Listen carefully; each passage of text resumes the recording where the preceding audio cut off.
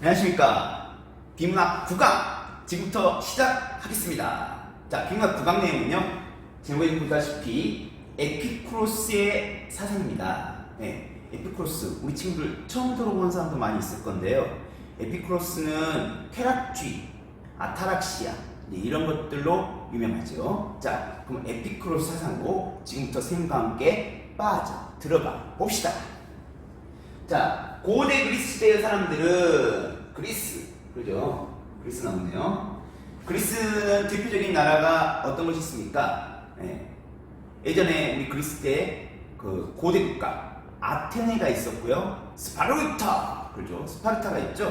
네. 영화 300이라는 거 보셨는지 모르겠습니다. 나중에 한번 보시면 이 스파르타인들의 강인한 용맹을 우리가 볼 수가 있습니다. 자, 고대 그리스 시대의 사람들은 신에 의해 우주가 운행된다. 신에 의해 우주가 운행된다. 그러니까 신에 의해서 우주가 다루어진다 이거죠. 우주가 이제 여러 가지 운영된다, 우주가 이렇게 작동한다. 뭐 이런 의미로 생각할 수 있겠죠 우리가. 우리가 믿는 결정론적 세계관이 있어요. 결정론적 세계관. 즉 이 말은 뭐냐면 신의 우주가 운행된다고 생각하는 것이 결정적 세계관이니까 이게 결정론적 세계관에 대한 정의가 되겠죠. 정의, 뜻이죠. 신이 모든 걸 결정한다. 뭐 이런 겁니다. 네, 결정론적 세계관. 이거 우리가 흔히 문학 시간에 배우면요, 결정론적 세계관을 뭐라고 하냐? 운명론적 세계관이라고 합니다. 운명론적 세계관이다. 이게 무슨 말이에요? 모든 우리 인간의 운명을 신이 결정한다는 것이죠. 그리고 이런 운명과 관련된 소설, 시가가 있습니다. 이걸 운명 시리즈라고 하는데요. 운명 시리즈. 자, 그거에 뭐가 있냐? 일단 고전 시가에는 정철에 송민곡이 있습니다. 그리고 그 다음에 시가에 또 어떤 것이 있냐면 이게 다 모두 운명이다 라고 여기는 게 있죠. 바로 백석의 남신의주 유동 박시봉방이라고 합니다. 백석의 남신의주 유동 박시봉방.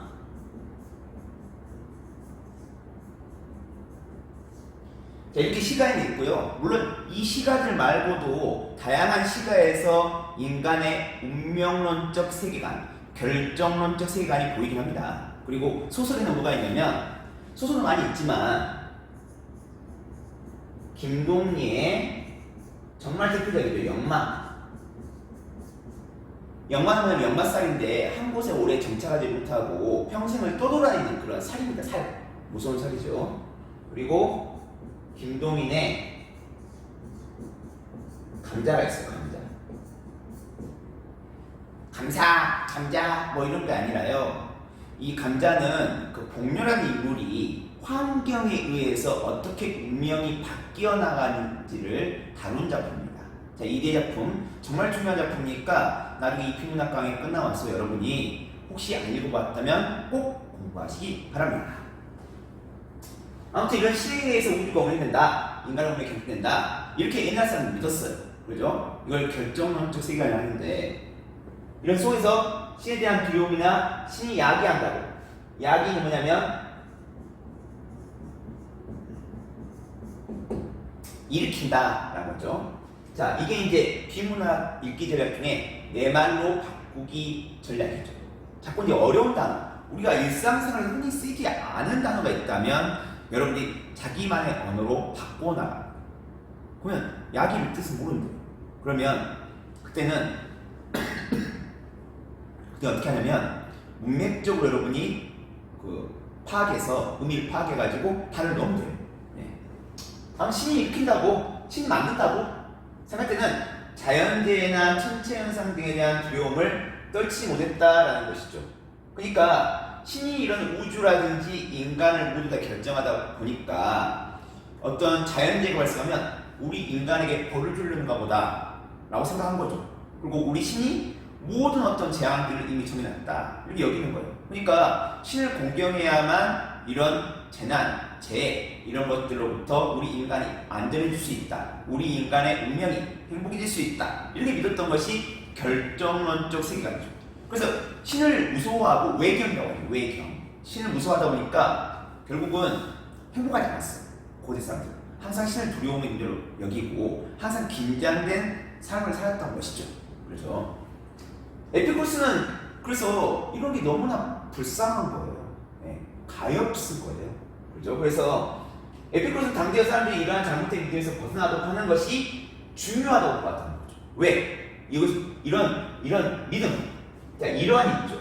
자, 이러한이라는 것은 이, 그, 저에서 지시어인데 이러하다, 그러하다, 저러하다는 지시 형용사인데 이런 가리키는 말 같은 경우는요. 여러분이 앞에서 뭘 가리키는지를 밝혀야 합니다. 그렇게 읽어야만 글을 잘 독해할 수 있어요. 그럼 이러한 믿음이 뭡니까? 결국은 이거죠. 신에 의해 우주가 운행된다. 즉 뭐예요? 이 잘못된 믿음 뭐냐면 결국 결정론적 세계관이에요.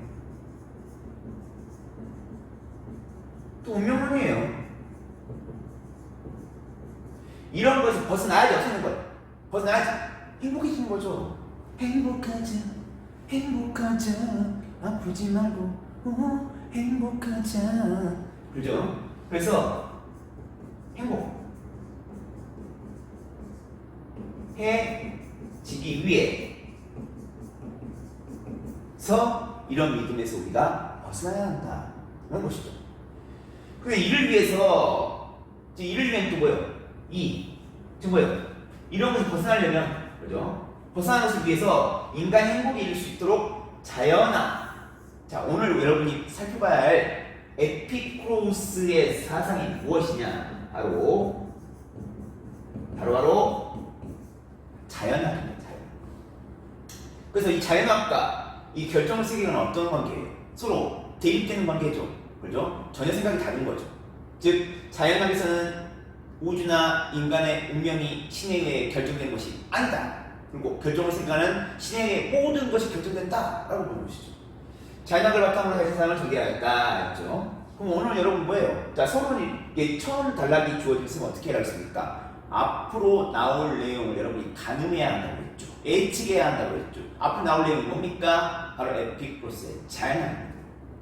에피쿠로스에는 신의 존재는 인정합니다. 자, 여러분 주의해야 돼요. 보세요. 여러분이 에피쿠로스의 자연학과 결정 세계관이 서로 반대로 생각하다 보니까 결정론적 세계관에서 주장하는 그 신에 대한 모든 것들을 부정한다 라고 생각할 수 있는데 아닙니다. 에피쿠로스는 신은 있다고 인정했어요. 그럼 이런 것들이 이제 여러분 나중에 문제로 나오게 되면 여러분이 왕왕 틀리는 내용이 하나죠. 그죠? 그래서 이건 여러분 이렇게 상대방의 견해를 일정 부분 인정하고 있죠.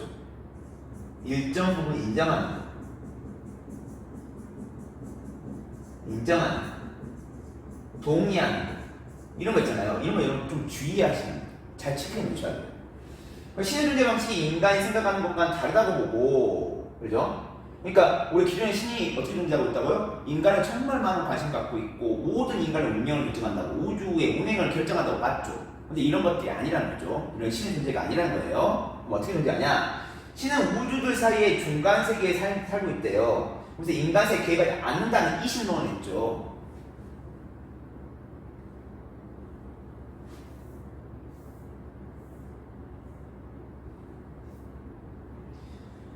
자, 신의 존재 방식이 인간이 생각하는 것과 다르다고 보고, 신은 우주 사이의 중간 세계에 살면 인간 사회, 인간의 일에 전혀 개입하지 않는다. 인간의 운명에 전혀 개입하지 않는다. 우주의 운행에 개입하지 않는다. 라고 보는 이신론적 관점을 주장한다고 했죠. 그렇죠?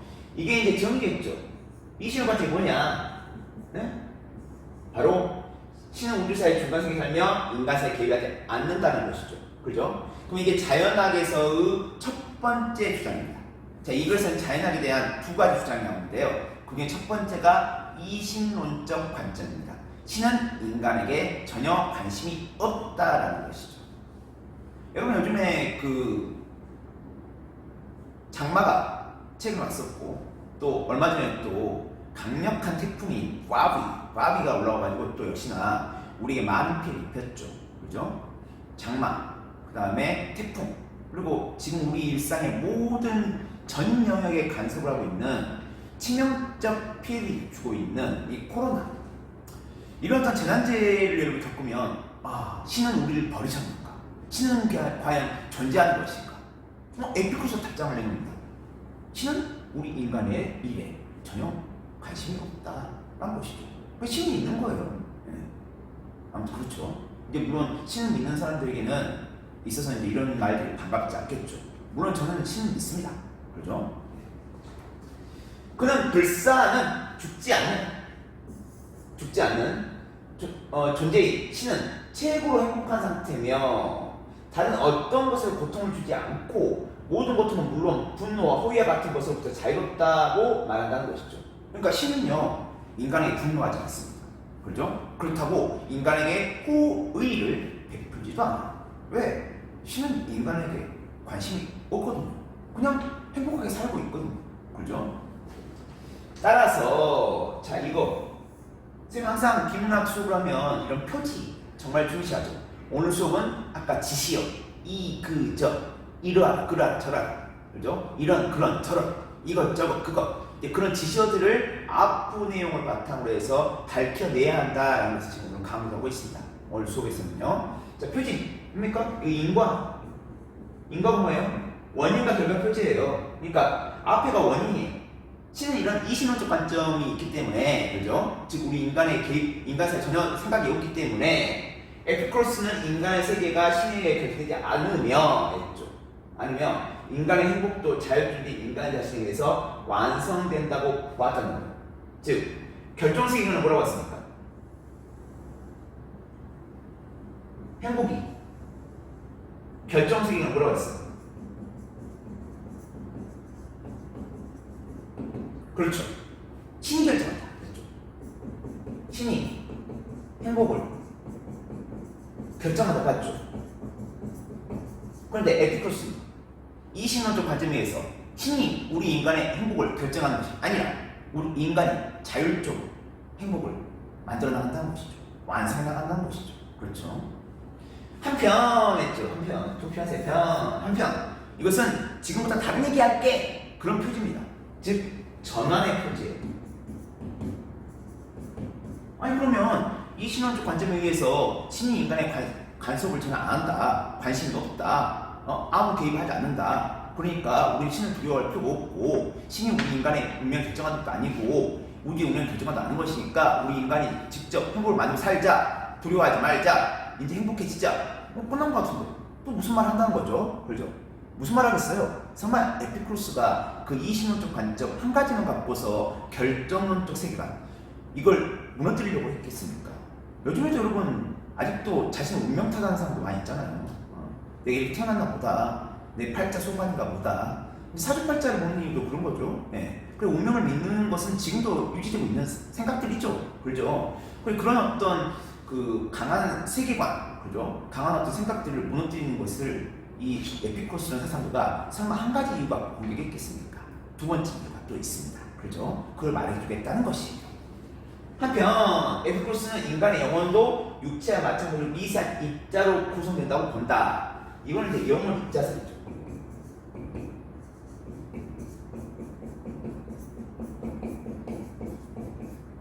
우리 학생들 영혼 믿습니까? 믿습니까? 네, 저는 믿습니다. 계시는 분들도 있거든요. 그래서 믿어요. 근데 이런 영혼이 입자로 구성되어 있다는 거죠. 우리 육체와 마찬가지로. 그죠? 그렇게 에피쿠로스가 좀 주장하고 있습니다. 왜 이런 주장을 계속 지켜봐 봅시다. 영혼은 육체와 함께 생겨나고 육체가 상점하며 육체가 상처를 입으면 영혼도 고통을 받는다라는 것이죠. 이것도 무슨 내용입니까? 앞에서 영혼이 입자로 구성되어 있고 또 영혼과 육체가 영육이라고 하죠. 저 하나가 영육 이론설입니다. 제가 나중에 동양 철학을 강의하겠지만 이기 이론론, 이기 이론론 이것도 같은 맥락을 생각하시면 됩니다. 그렇죠? 영혼과 육체가 하나래요. 육체가 죽으면 영혼 죽겠죠. 그렇죠? 육체가 다치면 영혼도 다친다는 것이죠. 그게 이제 에피쿠로스 생각인데 왜 자꾸 이런 얘기를 하는가 봅시다. 이것도 지금 자연하게 하나의 생각입니다. 첫 번째 생각은 이신론적 관점이고 두 번째 생각은 영혼을 대한 어떤 생각들이에요. 지금 한편 이로 지금 얘기하고 있습니다. 더 나아가 했죠. 더 나아가 육체가 소멸.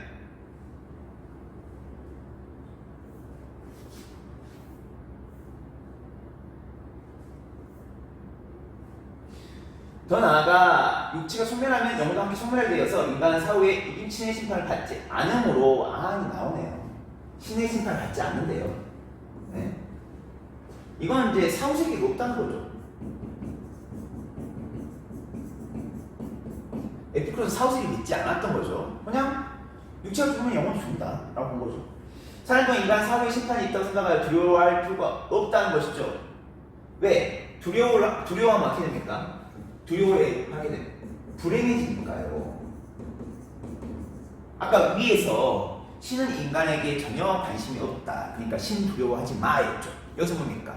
우리 어차피 한 번 살고 두 번 살지 않는다. 한 번 죽으면 이제 영원히 영명이라고 하죠. 영원히 소멸한다 라고 하는 것이죠. 우리 보통 나중에 지옥 가서 벌 받는다 뭐 이런 내용의 말도 많이 하잖아요, 여러분. 그죠? 그런 맥락에서 영육 이론설에서는 결국은 우리 영혼도 죽기 때문에 뭐 살아생기 했던 잘못 같은 것들 이런 것들 뭐 심판받고 벌받고 하지 않는다 뭐 이런 게 이제 에피쿠로스 생각이에요. 이렇게 역시나 두려워하지 말라는 거죠. 그죠? 이러한 생각은 인간을 하여금 죽음에 대한 모든 종류의 생각이 하는 근거가 된다는 것이죠. 그래서 이제 에피쿠로스 자연학에 대한 두 가지 입장이 나오는 거죠. 이따 뒤에 정리하겠지만 결국 에피쿠로스 자연학은 이신론적 관점과 그리고 영육 이론상이죠. 그래서 이 두 가지 때문에 우리 인간은 두려워할 필요 없다, 행복해질 수 있다 라는 것이죠. 이게 에피쿠로스의 자연학이죠. 이런 에피쿠로스 자연학은 했죠. 이런 에피쿠로스 자연학은 이러한 이신론적 관점과 영육 이론설 우주와 인간 세계에 대한 비결정론 이해를 가능하게 한다는 거죠. 비결정론. 이 반대 뭐라고요? 결정론. 여러분 제가 이제 글을 읽어가면 자꾸 어떻게 하고 있습니까? 앞에 내용 계속 연결지으면 뒤에 내용을 의미를 구성하고 있죠. 우리가 앞에 내용은 그저 앞에 내용, 뒤에 내용은 그저 뒤에 내용 그게 아니라 하나둘이라는 유기체. 살아있는 생명체예요. 서로 유기적인 관계. 밀접한 관련성을 맺고 있어요. 그러니까 우리가 하나의 특정 내용을 읽는다면 앞의 내용과 자꾸 여러분이 견주어 보면서 비교하면서 끼워 맞추면서 그렇게 하면서 읽어야 돼요. 알았죠? 그래야만 그 글의 전체적인 의미를 효과적으로 구성할 수 있는 겁니다. 그렇죠? 이는 원자의 운동에 관한 에피쿠로스의 설명에서도 명확히 드러난다는 거예요. 와, 원자에 대해서 이제 에피쿠로스가 주장했네요. 그러니까 옛날 철학자들은 과학에 대한 주장을 많이 했습니다. 그는 원자들이 수직낙하 운동이라는 법칙에서 벗어나가며 빛을 떨어지고 충돌해서 튕겨나가는 우연적인 운동을 한다고 보았다는 거죠. 우연적, 반대 뭡니까? 필연적 이죠. 그러니까 이 원자들이 모두 다 우연적으로 작동하다 보니까 일정 법칙이 있습니까? 없습니까? 없다는 거죠. 결정되어 있습니까? 안 됐습니까? 결정 안 됐다는 거죠. 인간도 어때요? 인간도 그래요. 인간도 어떤 법칙에 의해서 딱 정해져 있고 그런 법칙에 의해서 인간의 어떤 삶이 이루어지는 게 아니라 이런 원자와 같이 그냥 불규칙하게 우연하게 오늘이 발생한다는 거예요. 그죠? 그리고 우주는 이러한 원자들에 의해서 이루어졌다는 거죠. 그러니까 어쩌겠습니까? 이런 우연적인 원자들에 의해서 이루어졌으니까 우주 역시 운의 산물이라는 거죠. 그죠? 필연적인 게 아닌 거예요. 정해져 있는 게 아닌 거예요. 결정되어 있는 게 아니란 거예요. 그죠? 우연. 결정이 안 돼 있어요. 그죠? 필연적인 게 아니에요. 운명이 아니에요. 그렇죠? 알았어. 인과가 필수죠. 그러므로 우연적이니까 우주와 인간 세계에 신의 관이 없으면 이거 뭐라고 할까? 자꾸 앞에 내용과 연결시켜놓으니까요. 이신론. 인간 삶에서 신성미는 찾을 수 없다고 한다. 에피쿠스 이러한 생각을 인간이 필연성에 얽매이지 않고 자기 삶을 주체로 살아갈 수 있게 하는 자유의지의 단초, 근거, 토대, 이유로 삼는다는 것이죠. 뭐 단성, 토대, 그렇죠? 자꾸 이렇게 내 말을 바꿔봐야 돼요. 그러니까 여러분 비문학 실력이 좋다는 것은 뭐냐면 문맥에 따라서 어떤 특정 단어를 여러분이 바꿀 수 있는 능력을 의미하기도 합니다. 그러니까 여러분이 책을 많이 읽는 학생은 어휘력이 풍부하죠. 어휘력이 풍부하다는 것은 글을 이루고 있는 가장 작은 조각인 단어에 대한 이해가 좋다는 것을 의미하기도 합니다. 그래서 여러분이 어휘력 많이 신장해야 하는데 요즘 아이들은 게임만 많이 하고 그냥 뭐 영상 많이 보고 해서 이런 어휘를 이렇게 익숙하게 익히는 것들이 부족해요. 그렇죠? 여러분 정말 어휘력 많이 신장해야 합니다. 요즘에 시중에 어휘책들 많이 있죠. 그런 어휘책들 여러분 하나 읽으면서 하는 거 좋고요. 근데 그게 너무 딱딱한 공부잖아요. 그러니까 결국 책을 많이 읽어야 돼요. 그리고 어려운 단어가 나오면 그런 것들을 의도적으로 익혀야 하고 그런 단어를 일상생활에 자주 사용해봐야 돼요. 알죠? 아무튼 에피쿠스 이를 토대로 했죠. 자유로운 삶의 근본을 규명하고 인생 궁극적 목표인 행복으로 이끄는 윤리학을 펼쳐나간다는 것이죠. 그렇죠? 이제 자연학에서 이제 윤리학은 발전하는 거예요. 윤리학은 뭡니까? 우리 인간이 어떻게 살아가야 하는가를 제시하는 학문이죠. 결국에 이게 결론표죠. 결국 그는 인간이 신의 계획과 우주의 필연성, 사후세계의 두려움에서 벗어날 수 있도록 함으로써, 그죠? 신의 계획 방금 말했죠? 이거 뭐라고? 이신론, 그죠? 우주 필연성, 사후세계에 대한 두려움, 이게 뭐라고? 영유, 이론설, 그죠? 벗어날 수 있도록 함으로써 두려움 벗어나니까 어떻게 했어요? 행복이 되겠죠. 자신 삶을 자율적으로 주체로 살아갈 수 있는 길을 열어주었다는 거죠. 그죠? 그리고 쾌락주의 윤리학을 바탕으로 영원히 안의 상태에서 행복신을 추구할 수 있는 방안을 제시했다는 것이죠.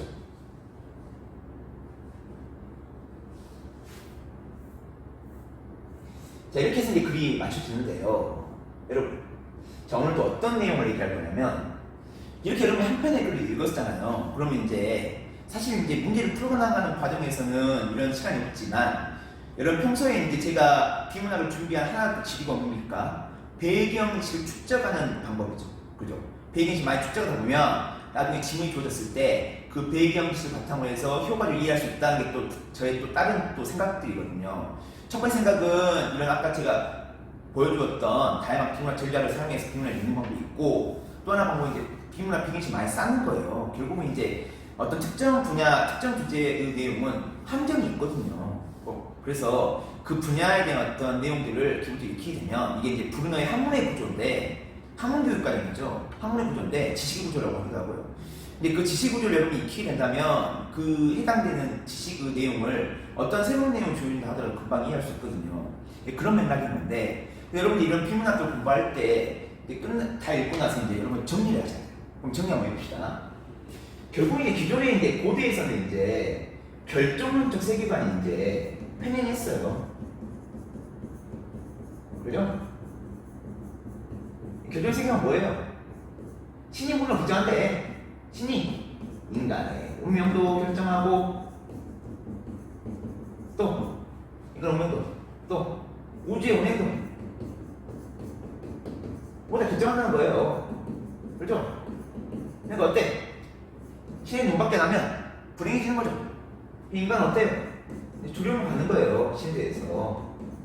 이걸 어려운 말로 외경이라고 해요. 이런 사람들 여러분 알아주세요. 맞죠? 두려울 외자에 공경할 경자예요. 옛날 고대에서는 신을 외경했어요. 그렇죠?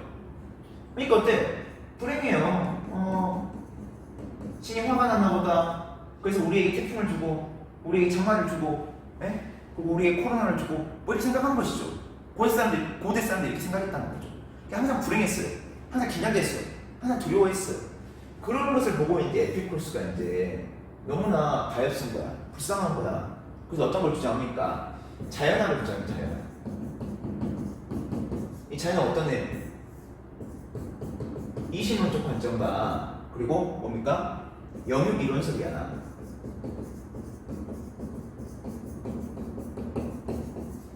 이 신론적 관점은 뭐예요? 신이 인간에게 관심이 없다니까요.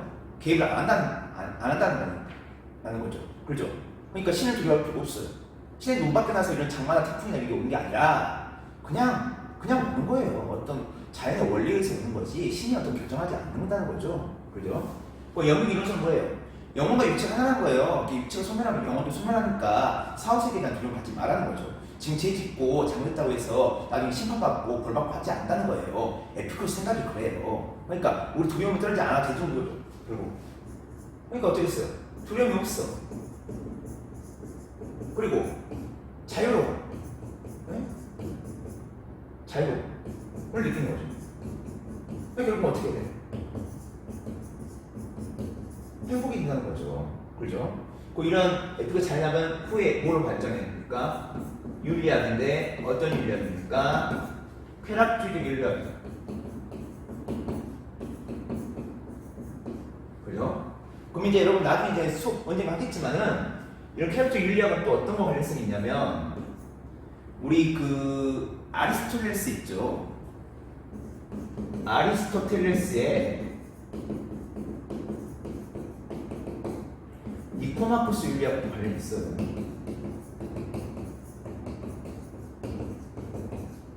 그럼 니코마코스 윤리학은 또 중용 강조인데 중용 강조하면 또 동양 사상의 공작입니다.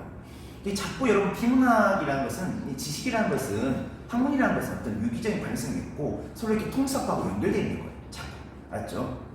그래서 이제 이런 것들 여러분 정리하시면서 자꾸 지식 쌓아나가면 기문에 대한 실력도 일취월장할 겁니다. 자 오늘 수업 여기서 마치겠습니다. 다음 시간에 봐요. 안녕.